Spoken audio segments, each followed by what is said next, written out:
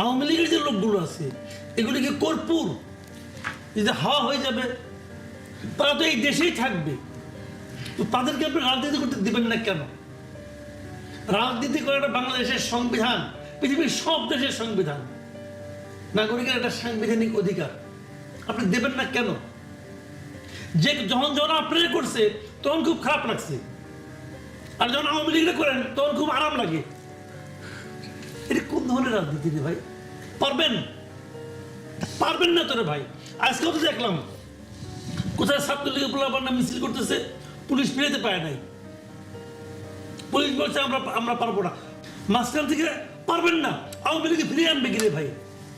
আওয়ামী লীগ দেশে আছে, আওয়ামী লীগ এখনো আছে। এখন জামাত কেন এটা করে এটা আমি বলি। আজকে যদি আওয়ামী লীগকে রাজনীতিতে থাকে, আজকে যদি আওয়ামী লীগ ইলেকশন করতে পারে, জামাত কি বিরোধী দল হইতে পারবে? পারবে না তো।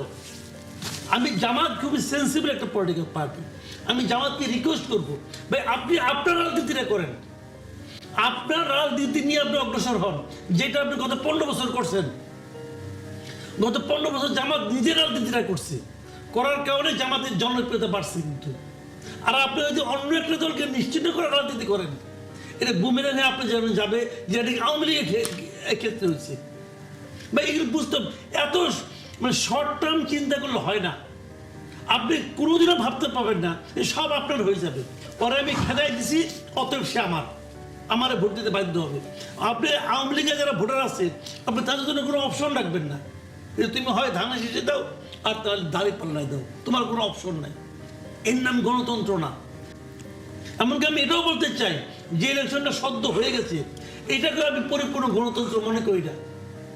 এটা হচ্ছে আমরার মামুরা নির্বাচন। হিসাব সহজ রে ভাই। বিএনপি জামাত কি একসঙ্গে সংসার করছে রে ভাই, এক ক্যাবিনেটে ছিল। এখন ভাগ হয়ে গেছে, যাও আমি 213, তুমি মানে কি 69 নিয়ে থাক, আসা আমরা মামরা। এটাই তো হচ্ছে এখন। This is not democracy. আজকে শুনেন, আজকে আপনি পরিবারগত কারণে আমাকে অনেক কিছু বলবেন, অমুক বলার আপত্তি নেই। আজকে থেকে 20 বছর পরে এই গণতন্ত্র নিয়ে আলাপ হবে। আজকে থেকে 30 বছর পরে লোকে বলবে, আগে যে দলটা ক্ষমতায় ছিল সেই দল পরবর্তীতে ইলেকশনই করে নেই কেন? এই প্রশ্নটা উঠবে। মানুষ এখন আলোচনা করে, আরো 50 বছর পরে আলোচনা করবে। এই সব দল বাদ দিয়ে একটা দল করছিল, এবং সেটা ছিল স্বৈরাচারী ঘটনা। ওটা যদি স্বৈরাচারী হয়, ওটা যদি গণতন্ত্রহীনতা হয়, এটাও গণতন্ত্রহীনতা। জনগণ, গণতন্ত্র অর্থটা কি? সিদ্ধান্ত নেবে জনগণ। আপনি জনগণকে দেন সিদ্ধান্ত নিতে। বড় বিরাট গণতন্ত্র হচ্ছে এনসিপি, একা ইলেকশন করুক না দেখি। জামাতের ছত্র ছায়া কয়েকটা আসন পাইছে, বিরাট বিপ্লবী তারা। একা ইলেকশন করলে কারো কোনোদিন জামানত থাকবে নাকি? এটা রিয়েলিটি, আমরা তুমি বুঝিয়ে গেল। আমরা এই দেশে বাস করি না। আমি এনসিপির কথা বলতে চাই, এরা যা করছে, এরা আওয়ামী লীগরে কিছু করতে দেবে না। এরা দিয়ে মাধ্যমে যান কি করছে, আওয়ামী লীগের যে ব্যর্থ এবং করাপ্ট লিডারশিপ ছিল, তাদেরকে তারা ফিরিয়ে আনার চেষ্টা করতেছে এখন। এটা এদের কারণে হচ্ছে। যদি আওয়ামী লীগের তখন থেকে রাজনীতি করতে দিতেন, তাহলে করাপ্ট লিডারশিপ দেশে আসতে পারতো না। দেশের মধ্যে আওয়ামী লীগের বিকল্প নেতৃত্ব গড়ে উঠতো, যা নাকি পিওর নেতৃত্ব হতো। তারা একটা পলিটিক্স নিয়ে আসতো, জনগণ সিদ্ধান্ত নিত আমি কোন রাজনীতি থেকে গ্রহণ করব আর কোনটাকে করবো না। আমি ভেবেছিলাম যে আওয়ামী লীগের পতনের পর, আওয়ামী লীগের সরকার পতনের পর নতুন যে সরকার আসবে, তারা জাতিকে ঐক্যবদ্ধ করার চেষ্টা করবে। কিন্তু আওয়ামী লীগ 14 বছরে যা করছে, 15 বছরে যা করছে, ইউনূস সরকার 15 মাসে তার চেয়ে বেশি করে ফেলছে। জাতি কিন্তু আবার বিভক্ত হয়ে গেছে। তখন আমি বলেছিলাম যে বিএনপি এবং জামাতের লোকগুলো কি, এরা কি দেশে থাকতে পারবে না, এদের কিনে আপনি বঙ্গোপসাগরে ফেলে দেবেন? ওইটা বলার কারণে তখন হয়ে গেছে জামাত বিএনপির দালাল। এখন এই যে 6 কোটি মানুষ, যেটা স্বাধীনতা যুদ্ধের সময় 7.5 কোটি বাঙালি ছিল, তো এখন 18 কোটি মানুষের মধ্যে 6 কোটি মানুষ আওয়ামী লীগ করে। এর মধ্যে কয়জন মানুষ পালিয়ে গেছে, কয়জন মানুষ জেলে আছে? জেলে বড় জোর 1010 আছে সর্বোচ্চ। পালিয়ে গেছে সকলে, আমরা তাদেরকে চিনি, নট মোর দ্যান 1000। 1000-এর বেশি মানুষ পালিয়ে যায়নি। তো বাকি লোকগুলো কোথায়? আমাদের এই সমাজে আছে। তো এখন আপনি আওয়ামী লীগ পালিয়ে গেছে, আওয়ামী লীগ বলতে কি আপনি শুধু শেখ হাসিনাকে বোঝান, শেখ রেহানাকে বোঝান, বা আওয়ামী লীগ বলতে কি সালমান এফ রহমান বা আনিসুল হককে বোঝান? একটা বিশাল শ্রেণীর মানুষ। কঠিন বাস্তবতা হলো আজকের দিন পর্যন্ত টুলডেজ আমি এখানে বসে বলছি, যদি সরকারের সাহস থাকে, any body of the government they can challenge me.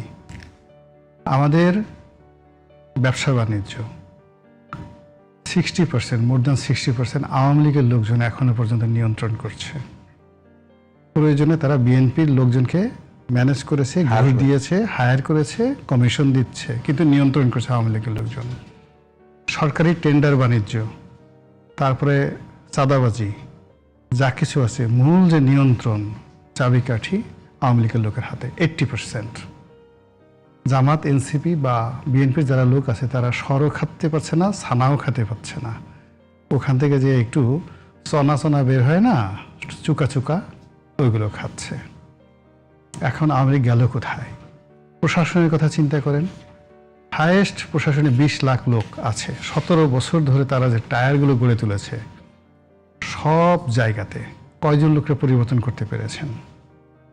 তারা উপরে উপরে সবাই বলতেছে, কয়েকদিন আগে বলতে ইনকিলাব জিন্দাবাদ, জামাত জিন্দাবাদ, ইউনূস জিন্দাবাদ, এখন বলে তারেক জিয়া জিন্দাবাদ, আর পিছনে পিছনে বলে ইয়া আল্লাহ শেখ হাসিনাকে ফেরত এনে দাও, আমার মা, আমার জননী, তারা ছাড়া বাঁচবো না। এই হলো আমলাতন্ত্রের অবস্থা। তলে তলে সবগুলোর দেখুন ফাইলে আটকাই দিচ্ছে।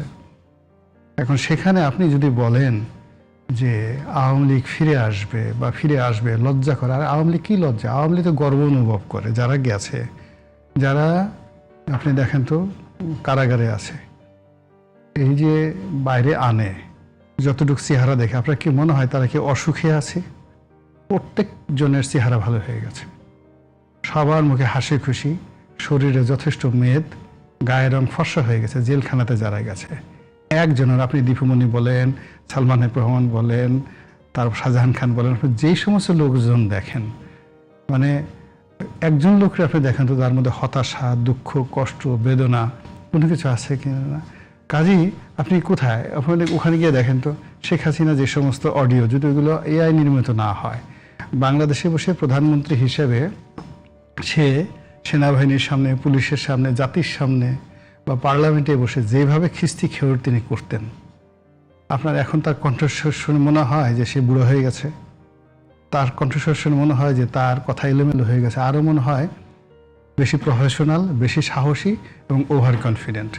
তো এই যে জিনিসগুলো আছে, অন্যান্য যারা আছেন, কয়েকদিন আমি একটু দেখছিলাম যে ওদের একটু 4-5 জন অডিও দিত না, শুধু অডিও দিত, ভিডিও দিত না, কথাবার্তা বলতে। এখন বাহাউদ্দিন নাসিম, জাহাঙ্গীর কবির নানক থেকে শুরু করে, ইনক্লুডিং আমি তো ওবায়দুল কাদের চেহারা দেখে অবাক হয়ে গেলাম। সে কয়েকদিন আগে দেখলাম কয়েকটা টেলিভিশনে, তার চেহারা সে আগের জৌলুস ফিরে আসছে। ওবায়দুল কাদের, হ্যাঁ, অসাধারণ, তার চেহারা সুন্দর হয়ে গেছে, চুলের স্টাইল ভালো হয়েছে, গায়ের মধ্যে চামড়ায় যে গলার মধ্যে যে ভাঁজটা ছিল ওটা নাই, এখন একটু নাই। আপনি কি কোথায় আছেন? আপনি তো বোকার স্বর্গে আছেন এখন পর্যন্ত। যার জন্য আওয়ামী লীগ ওই যে কলকাতাতে আছে, দিল্লিতে, আপনি দিল্লিতে শেখ হাসিনার অবস্থানটা চিন্তা করেন। তিনি যেভাবে আছেন বেটার দেন সোনিয়া গান্ধী। তিনি দিল্লিতে যেভাবে আছেন, এই মুহূর্তে ভারতের 2জন স্টেট গেস্ট আসছে যাদেরকে রাষ্ট্রপ্রধানের মর্যাদায় ভারত রেখেছে। একজন হলো দালাই লামা, আর একজন হলো শেখ হাসিনা। এই দুজনকে তারা একেবারে একজন রাষ্ট্রপ্রধান যেভাবে তাদের দেশে থাকে সেভাবে তাকে রেখেছে। তো ওখানে বলেন আপনাকে যদি রাখতো, আমাকে রাখতো, আমি কি অসুখী হতাম? আমি কি, তারেক রহমান সাহেব লন্ডনে ছিলেন, উনি পাবে পাবে ঘুরে বেড়াতেন, ছোটটা বাসা ভাড়া করে থাকতেন, ওনার কত কষ্ট। সবাই বলছেন যে শেখ হাসিনা অন্তত পক্ষে এমন সময় দেশে আসবেন না যে তিনি সরাসরি এসে জেলখানায় যাবেন অথবা মানে ফাঁসির মঞ্চ তাকে ফেস করতে হবে। না না না, এখানে তো আপনার কাছে কি মনে হয় যে ওই সুখ ছিলেন এখানে আসবেন? না না, সেটাই কি আওয়ামী লীগের দেশে ফেরার বড় বন্ধকতা নয়? এটা আওয়ামী লীগের সমস্যা নিয়ে আমরা চিন্তা কেন করছি? It means we are worried. Awami League আমরা নিঃসন্দেহে ওয়ারিড। আমরা যখন ওয়ারিড এই কারণে যে আওয়ামী লীগ এখন পর্যন্ত যে ফেরত আসবার যে চেষ্টা করছে, সেই জায়গাটা তাদের বডি ল্যাঙ্গুয়েজে আগের জায়গাটাই আছে, আগের চেয়ে বেটার অবস্থায় আছে। প্রথম হচ্ছে যে আওয়ামী লীগ তো একটা বাস্তবতা, বাংলাদেশের রাজনীতিতে সে ক্ষমতায় ছিল, 3 বার সে ক্ষমতায় ছিল, বাংলাদেশের স্বাধীনতা সংগ্রামে তার ভূমিকা ছিল।